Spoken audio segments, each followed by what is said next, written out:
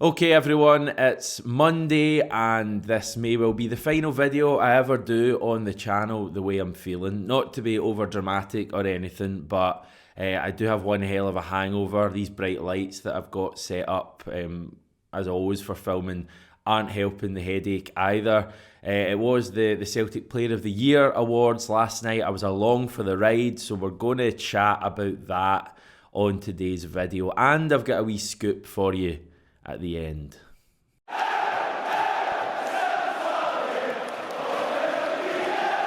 I don't really want to linger on Saturday, if I'm honest.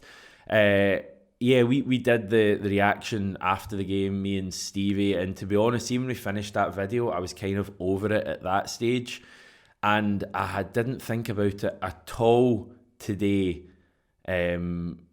Until probably about 1:30 when I was doing the plan for this video, and I realised I should probably chat a little bit about the game. I hadn't thought about it at all, and usually after a defeat, it would be on your mind, ruin your weekend, etc. It just didn't ruin my weekend at all. I don't know if any of the rest of you feel that way, that I just kind of, during the game I was very frustrated and I was calling out players and all of that stuff, but after it I'm honestly just kind of shrugging my shoulders, and it was I don't even know if it was disappointing, I guess, but it's nothing more than that, really. And we got loads of comments in, but I picked out two that I thought summed up the kind of two entrenched camps of opinion, if there is such a thing. And I'm not picking on these two people, by the way, but I just found it quite amusing. So first of all, we had George Carroll. What are you guys on? Can you just drop your love for Big Ange for once? The team selection is all down to him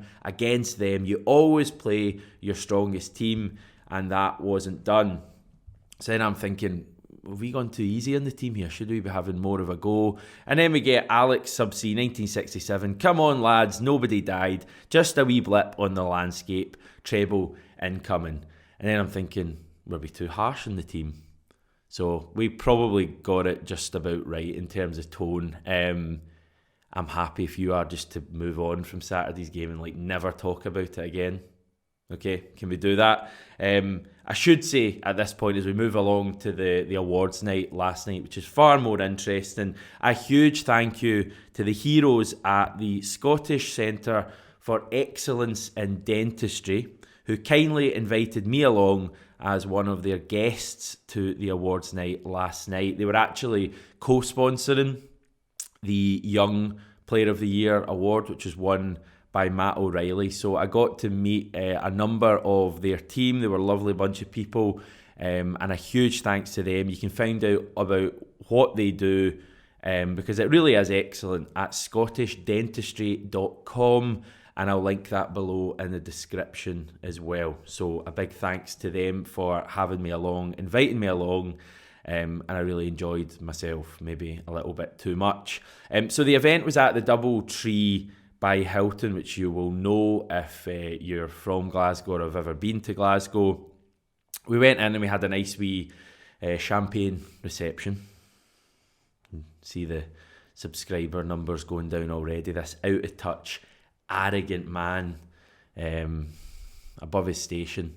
But yeah, we did have a champagne reception with the players when we went in. We were chatting to Stephen Welsh, Matt O'Reilly, Alistair Johnson, James Forrest as well, and just really chatty. All of them happy to chat to fans, and that was just the ones that we spoke to. The players were just going around, loads of people getting photos and that kind of thing.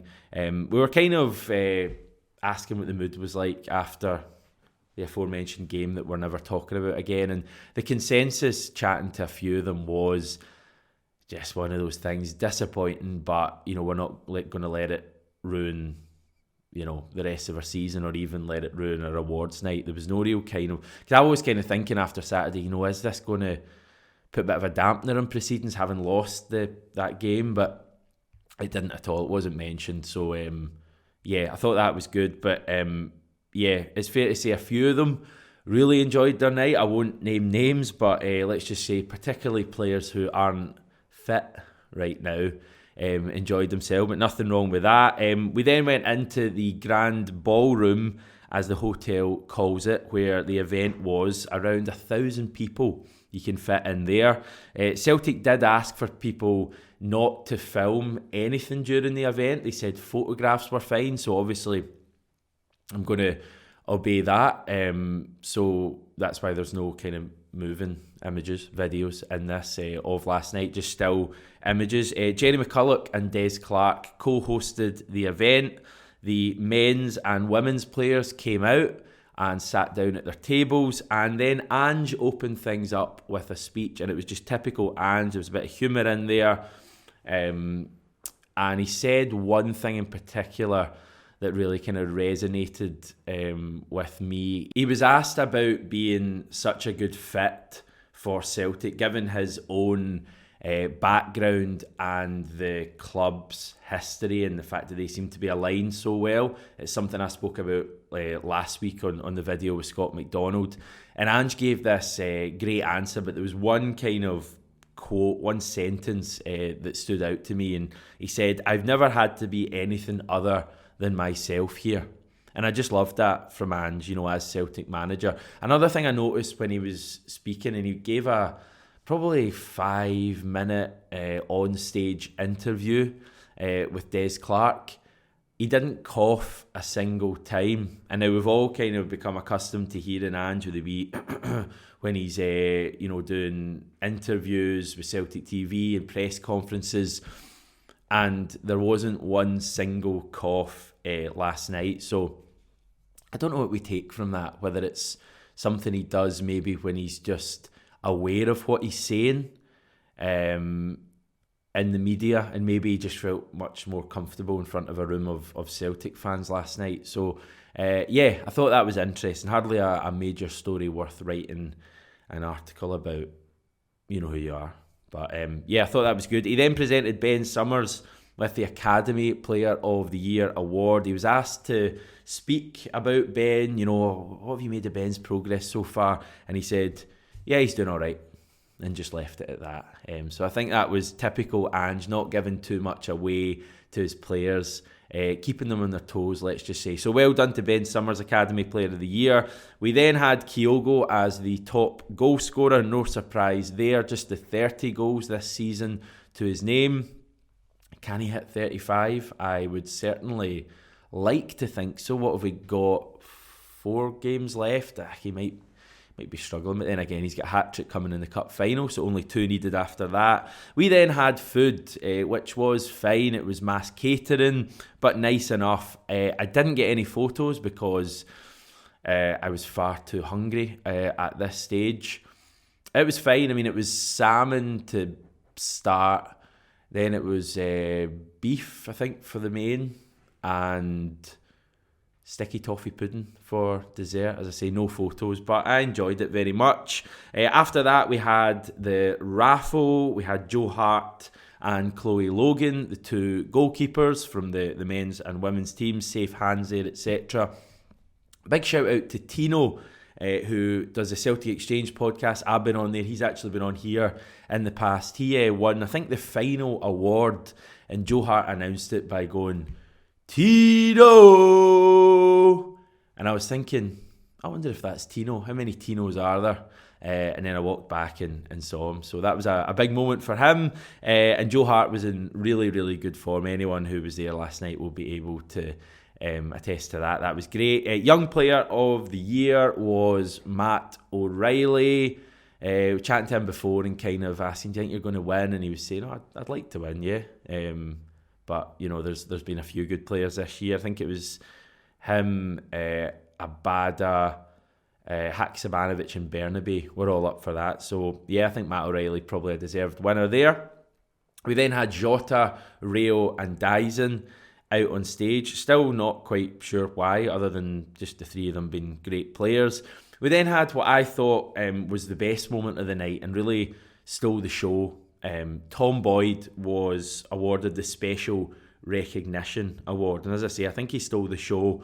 I loved his comments about not being Henrik Larsson. That's what he said. I was never Henrik Larsson, but I gave my all for the club on and off the park. And I think even nowadays you see that with Tom Boyd.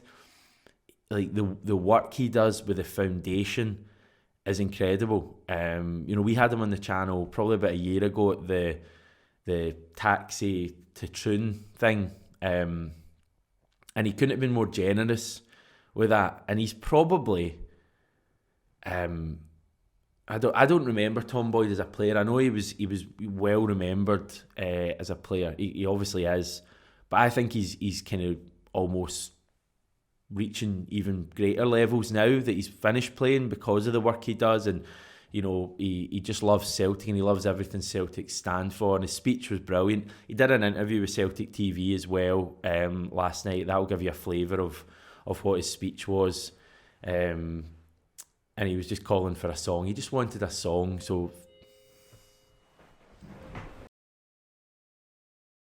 right, somebody just came to the door there trying to sell like broadband or something like that. So I have no idea where I was. Was it Tom Boyd? Was I chatting about Tom Boyd? I think I was chatting about Tom Boyd. Yeah, he was great. He was brilliant. Stole the show, as I keep saying. Right, Women's Player of the Year was Caitlin Hayes, another who has been on the channel in the past. I kind of missed her being up on stage, but managed to get that. She also won the Players Player Award, I think, although I was away at the toilet at that stage. Kyogo won the Men's Players Player of the Year award, and he made it a hat-trick on the night by winning the Fans Player of the Year award as well, the main award. And then they finished with a bit of You'll Never Walk Alone, which was very nice, everyone on stage. We then went off to a place called Kong for the after party, which was very nice. Got chatting to a number of the players outside. This is where I do my kind of hangover end of film montage with the photos and all that, although just even more embarrassing probably. This is me, Matt O'Reilly and Leah Labada. One for you Aussies. Now here is an icon in Australia and Harry Kewell. What about that? Amazing. We've got James McCarthy there, Celtic hero. He was really nice. Alistair Johnson, who I've been told I resemble if he put on about 6 stone. Really good buddies, me and Alistair, as you can see there. And my personal favourite, me chewing the ear off Cameron Carter-Vickers. No, that's not the right image. There we go. That's much better. Me chatting to Cameron Carter-Vickers. He just looks totally buzzing with that as well. And we finished the night speaking to Fran Alonso, who was in great form. And I'm not really sure if I should break this news, but I'm going to just do it anyway because he didn't say I couldn't. He let it slip that Sunday's SWPL title decider, possibly, against Hearts, will be at Celtic Park. Now, you might remember Rangers, Glasgow City play each other. I think they've already confirmed that will happen at Ibrox. So we'll have a weird situation where there's a game at Ibrox and Celtic Park at the same time. I think it happened in the men's game in a friendly, maybe at the start of this season. But yeah, that's going to be interesting. So yeah, Celtic Park for them on Sunday, a big game. I think they'll get an even bigger crowd than they did on Thursday. But yeah, Fran Alonso was great. And yeah, that was the story of the night. I hope you don't mind if we'll hold off on any other news until tomorrow's video. Should be plenty to go over at that stage. I got back down the road at about 4:30 in the morning, so I'm not my usual self today, but it was a great night. Genuinely good people at the club, people who are just good people, and the vast majority, happy to chat, happy to get photos, very open as well, and really enjoying their night. I think it's a really good group that we've signed there, and that goes for the women's team as well. A lot of them were really open as well, and yeah, I bumped into a few of you from the channel as well, so that was great. Thanks for your support. Thanks for telling me that you enjoy the channel. And finally, a final big thank you again to the Scottish Centre for Excellence in Dentistry for inviting me along. A bunch of heroes, a great night had by all, and we'll chat to you tomorrow.